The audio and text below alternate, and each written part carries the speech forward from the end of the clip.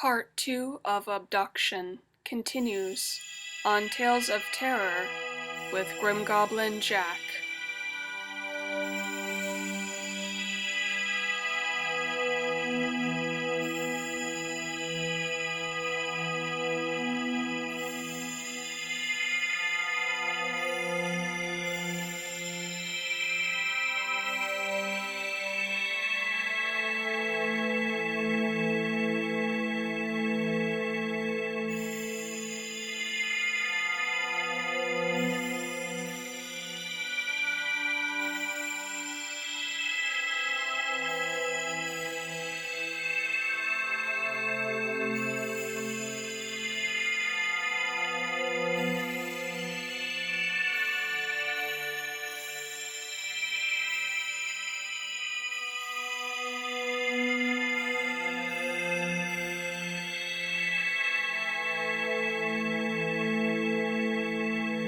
I felt sick to my stomach, and was sure I would throw up. My head was dizzy, and I felt lightheaded, and my whole body was rocking back and forth. It was like the world was spinning around me, moving up and down, As I resigned myself to this final death, this slow, torturous ending, I hit the ground, hard.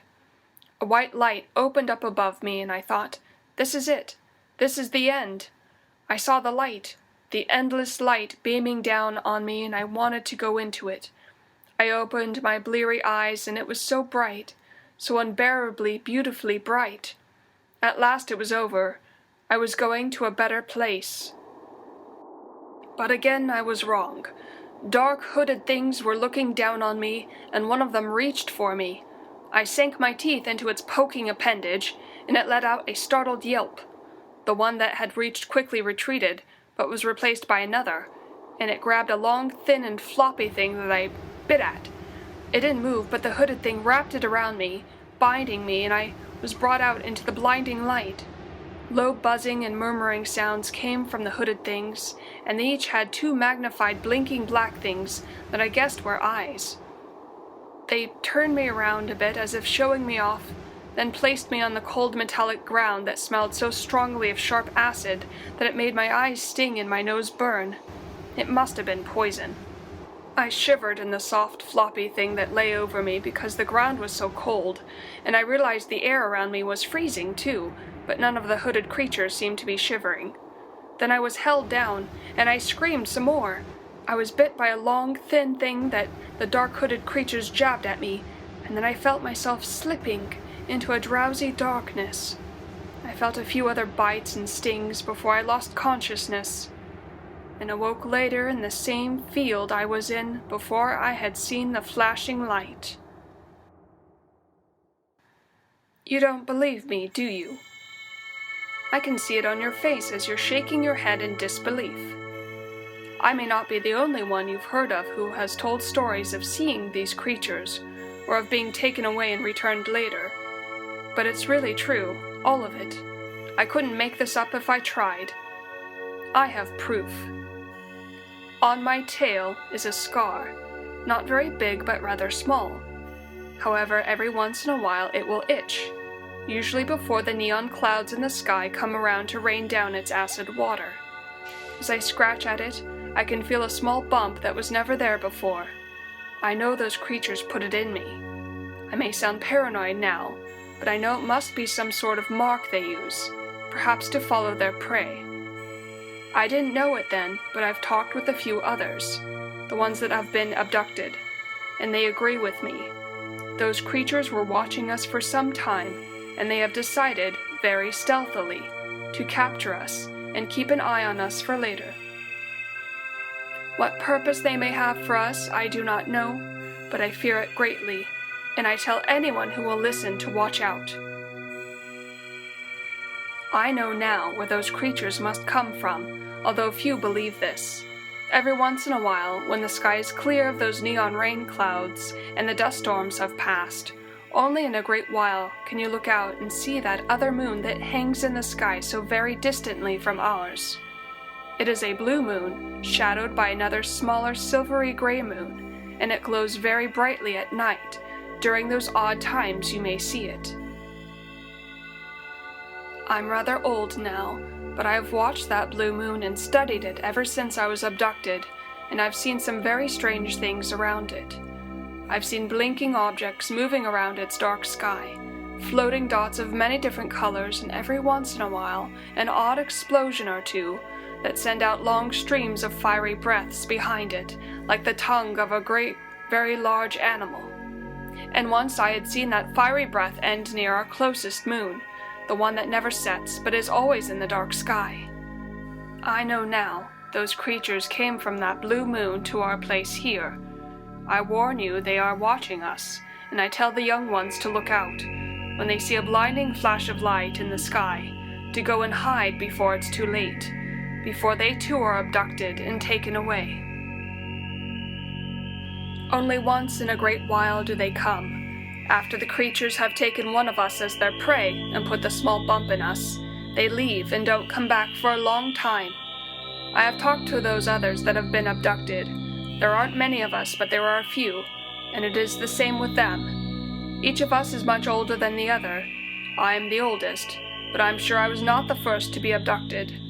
It's like the creatures leave us to forget, as if we could, and lull us into a false hope that they will never come again. But I'm sorry to say they will come, and they are probably on their way as I tell you this. You say it will never happen, but it does. It always does. Maybe not today, maybe not tomorrow, but when you're out there alone some night, you just might see that blinding flash of light. And if you don't have the sense to run, then they will find you and do to you what they did to me. Beware the open sky, that big, vulnerable place between here and nowhere. For there are things unseen and unheard of that live out beyond the stars.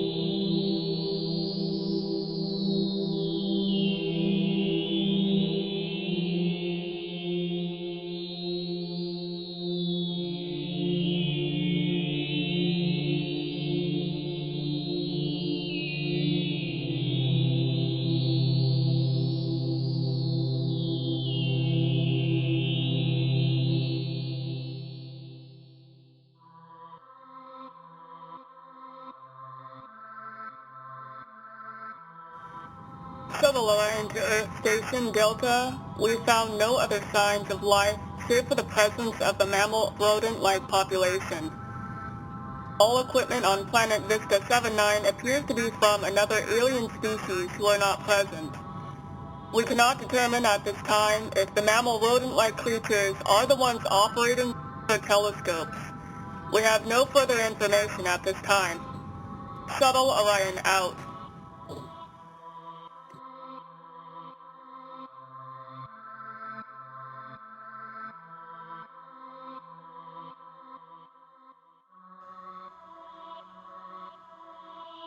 Space and stars, terrestrial and strange. What goes forth into the unknown? What would you expect to find out there in the universe? Share your thoughts and stories here. Perhaps you'll be the next to tell the tale with me, Grim Goblin Jack, for the next episode of Tales of Terror. See you next time.